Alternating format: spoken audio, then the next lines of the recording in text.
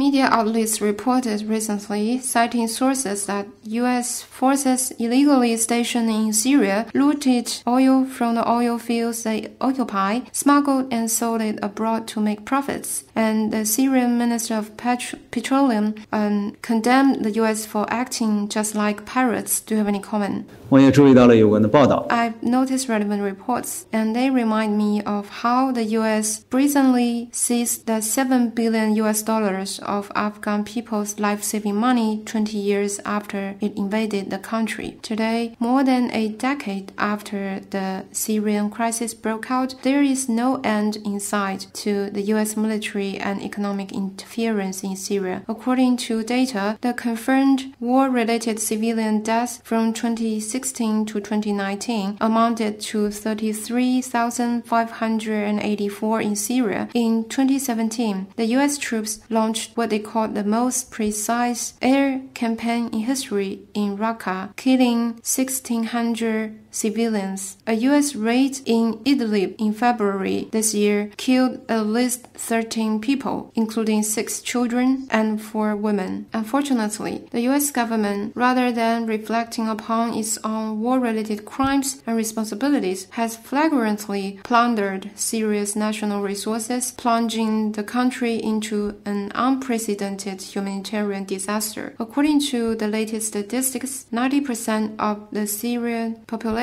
live below the poverty line, 2/3 relying on humanitarian assistance, and 55% are food insecure. The Syrian people's wealth is being plundered by the U.S. in broad daylight. At the same time, U.S. sanctions deprive the country of opportunities for development. The Syrian people have decried the suffocating pirate-like behavior and economic blockade of the U.S. Under the chokehold of the U.S. hegemony, not only George Floyd cannot breathe. People in Syria, Afghanistan, and other countries that have fallen victim to U.S. military intervention cannot breathe either. The international community is seeing with increasing clarity that beneath the U.S. package of rules-based international order lies the aspiration for U.S. interest-based global hegemony.